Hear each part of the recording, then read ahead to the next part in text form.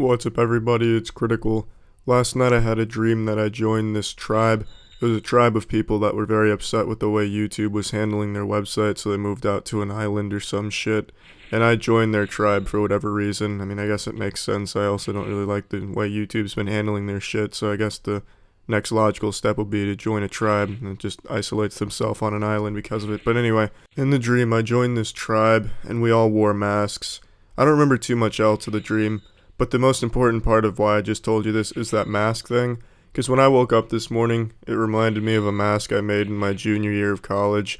And there's a pretty interesting story attached to that mask I made, so I figured since I haven't told a story in a while, I'll go ahead and tell this one. So it was junior year of college and I was in a class called Dance World Cultures. It's exactly how it sounds. It was just dancing, just in different cultures, and we would study it and write essays on it. One of our last projects was to make a mask out of paper mache, and I'm not a very artistic person, so the mask I ended up making looked like fucking diarrhea smegma. It basically looked like the shadow of the Japanese superhero Ultraman. It was a black mask with like a red line and star going across the eyes. It was as if a 6-year-old was tasked with making some type of cyborg ninja. Anyway, the mask was horrible, and we had to come up with a story attached to this mask, and it had to revolve around dancing. I couldn't think of a happy story for this fuck pile of a mask, so I came up with probably the darkest and saddest story I could think of for something so simple.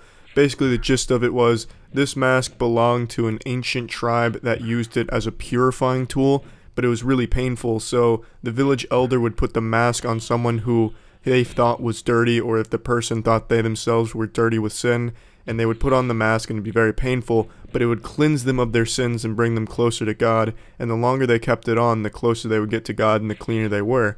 And over time, this became an obsession for the tribe's people. They would start putting on the masks for so long it would kill them, and this just continued until the tribe went extinct in their quest to become closer to God.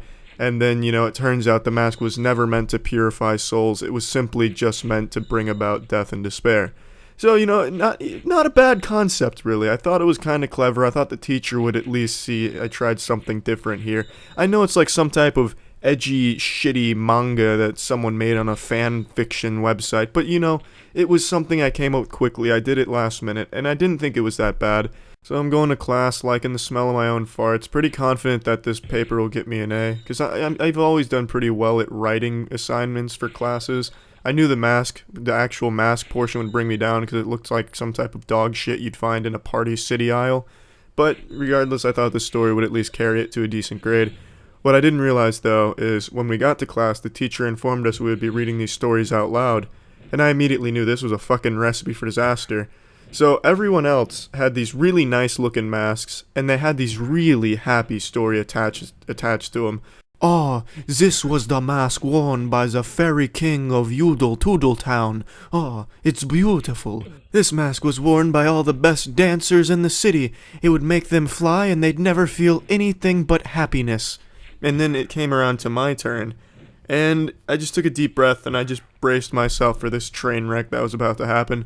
So I read my story. It's 2 pages, which was the minimum length.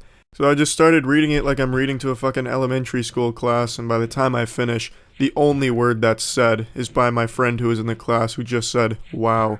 There was no clapping, no round of applause, no ass cheeks clapping together. There was just no noise. It was pretty much pure silence except for my friend saying, "Wow."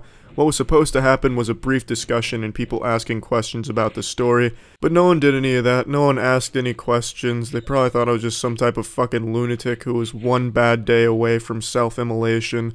Not even the teacher pitied me with some easy questions like, "What made you do that?" or anything. She just said, "I appreciate you doing something a little different," and then went on to the next person's story.